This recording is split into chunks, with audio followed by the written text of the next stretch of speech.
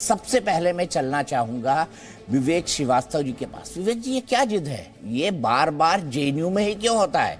JNU में हो गया, हैदराबाद सेंट्रल यूनिवर्सिटी में हो गया, डॉक्यूमेंट्री बैन है, फिर भी देश में क्यों दिखाई जाए? जी देखिए, सबसे पहली चीज जनता इस बात को समझ ले कि रैंकिंग के हिसाब से इस देश की second top most university JNU आज भी है, और ये गवर्नमेंट ऑफ इंडिया की रैंकिंग में दे रहा हूं। लेकिन वहां पर आपकी यूनियन क्या उल्टे ही काम करेगी? तीसरे नंबर पे शायद जामिया आ गई है। नहीं, अब तीसरे नंबर पे शायद जामिया भी आ गई। मतलब क्या एआईएसएफ यही काम करेगी, उल्टे ही काम करेगी, गलत वजहों से चर्चा में आएगी? नहीं, तो एआईएसएफ के बच्चे पढ़ते भी हैं, एआईएसएफ के बच्चे खूब पढ़ते हैं, एसएफआई के बच्चे खूब पढ़ते हैं, पीएचडीयां करते हैं, स्कॉलर बनते हैं, साइंटिस्ट बनते हैं। लेकिन जब तक आपका दिमाग नहीं खुलेगा, आप डिस्कस नहीं करेंगे, क्वेश्चन नहीं करेंगे, वैज्ञानिक सोच नहीं रखेंगे, हर चीज में सेंसरशिप, तो ये ऐसे तो this is not the right way. 9 साल में क्या क्या सेंसर हो गया विवेक जी, बताइए। सर आप मुझे बताइए, आप मनमोहन सिंह जी के खिलाफ बनाते हैं एक फर्जी तरह की फिल्म एक्सीडेंटल प्राइम मिनिस्टर, ठीक? आप मोदी जी के प्रेज में उनके जिंदा रहते एक बायोग्राफी बना देते हैं जिसमें कुछ नहीं है, सिर्फ उनको हीरो दिखाया गया है। तो आप इस तरह की फिल्में आप अलाउ कर देंगे।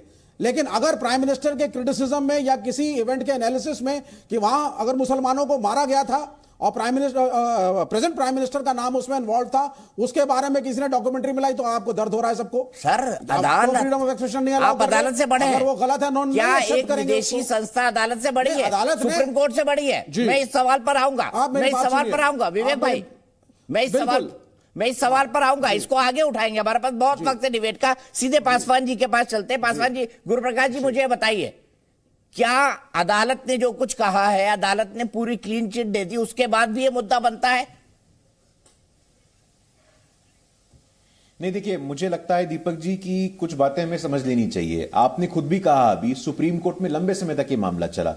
अब गुजरात के लोगों का हित सुप्रीम कोर्ट ना तय करे, गुजरात के लोगों का हित गुजरात के लोग ना तय करे।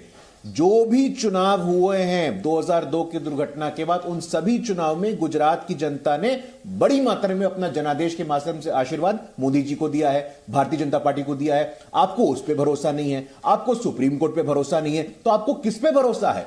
एक तरफ तो आप कहते हैं संविधान खतरे में है, संविधान खतरे में है। जब संविधान का एक संस्थान जो कि सर्वोच्च न्यायालय है, सर्वोच्च न्यायालय की बात को धिक्कारते हुए कोई बीबीसी का डॉक्यूमेंट्री बनाता है, आपको उस पर ज्यादा विश्वास होता है, आपको उस पर ज्यादा स्नेह होता है। आप तब कहां थे जब जून 1970 में 1970 जून में भी इसी प्रकार से इंदिरा गांधी जी ने बीबीसी के डॉक्यूमेंट्री पर बैन लगाया था, और तब यूनानिमस थे, पूरा का पूरा पॉलिटिकल क्लास, एक आम सहमति थी कि भाई लगना चाहिए। देश हित की बात हो तो ठीक है, आप बीजेपी के विरोध में देश के विरोध पे आ जाते हो, ये कहां से हमें समझ में नहीं आता है। देखिए दीपक जी, कुछ बातें हमें समझ लेनी जैसी है। यह साल बड़ा महत्वपूर्ण है, G20 की अध्यक्षता हम कर रहे हैं, शंघाई कोऑपरेशन ऑर्गेनाइजेशन यहां हो रहा है, इंटरनेशनल ईयर ऑफ मिलेट्स हम मना रहे हैं। तो कुछ ऐसे लोग हैं देश के अंदर और देश के बाहर जो ब्रेकिंग इंडिया फोर्सेज हैं, जो हमारे देश के बढ़ते कद से दुखी हो रहे हैं। देश अच्छा करता है, 5वीं सबसे बड़ी अर्थव्यवस्था बनता है, तो कुछ लोगों के पेट में दर्द होता है। ये ब्रेकिंग इंडिया फोर्सेस हैं जो देश के अंदर भी हैं और देश के बाहर भी हैं, जो इस बात को पचा नहीं पा रहे हैं कि वो भारत का इतना बढ़ता कदम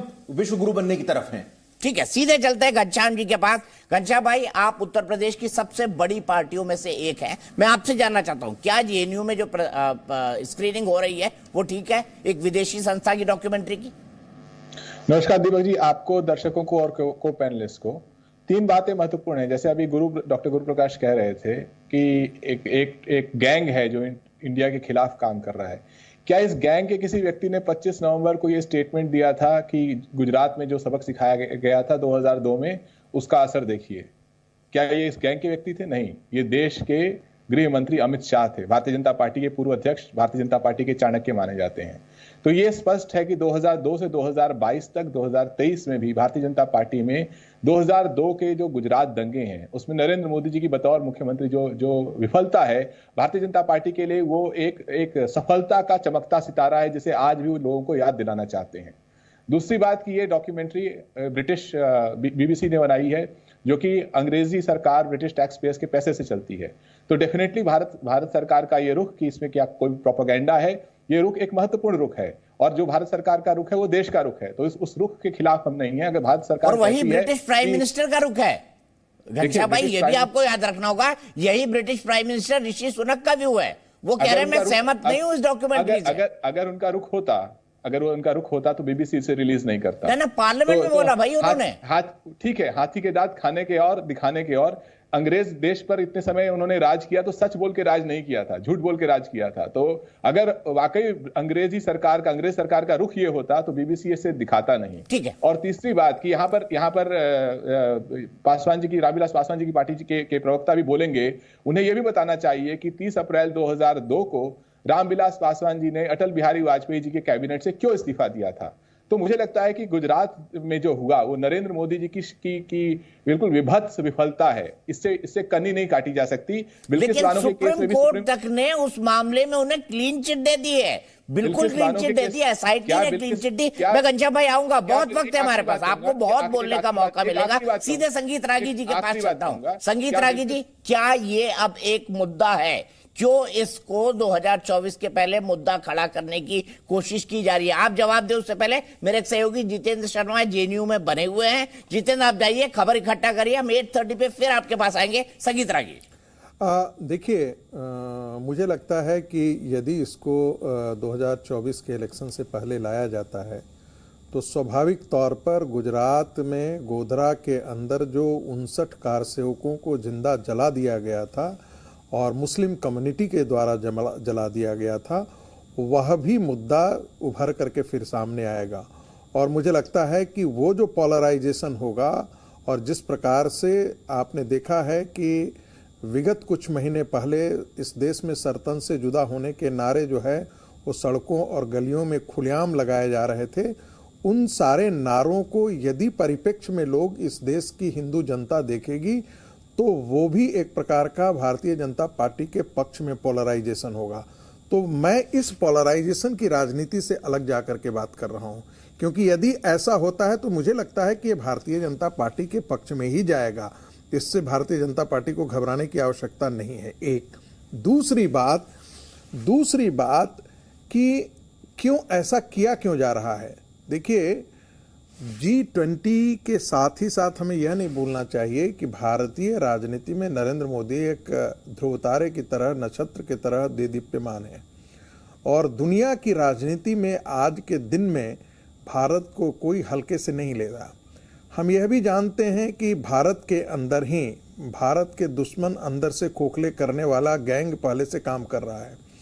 हम जानते हैं कि चाइना प्रेमी गैंग यहाँ भी है, विश्वविद्यालयों में भी है, एनजीओ के रूप में काम कर रहा है। वो भारतीय सेना को हमेशा क्वेश्चन करते हैं, उन्होंने पहले भी क्वेश्चन किया है। और वो एक प्रकार का इशारा विवेक जी की तरफ है। नहीं, मैं किसी व्यक्ति की तरफ नहीं कर रहा हूं, लेकिन मित्रोखिन डायरी जो है वो बहुत अच्छी तरीके से बताती है कि केजीबी से कौन लोग पैसा लेकर के और कांग्रेस पार्टी के लिए काम करते थे। फैक्ट्स एंड फिगर्स ना हो तो यही सब बोलिए आप। दीपक जी, मुझे बोल लेने दीजिए, खत्म करिए, है ना। सो वह भी एक कारण है। और चूंकि G20 देशों की अध्यक्षता कर रहा है भारत, तो वैसे में भारत में और विश्व के स्तर पर नरेंद्र मोदी की चमक को फीकी कैसे किया जाए, उसके लिए यह इस नैरेटिव को चलाया गया है। वो तो वैसे भी बाकी अगर भारत में बैन करेंगे विश्व में तो दिखाई जाएगी। देखिए मैं कह रहा हूं, आप जहां तक वामपंथियों का सवाल है, ये पिटे हुए लोग हैं, विश्व में तो दिखाया जाएगा। ये पिटे हुए लोग हैं, ये जेएनयू तक सीमित है, केरला तक सीमित है, आपको बंगाल से बाहर निकल चुके हैं, त्रिपुरा से बाहर निकल चुके हैं।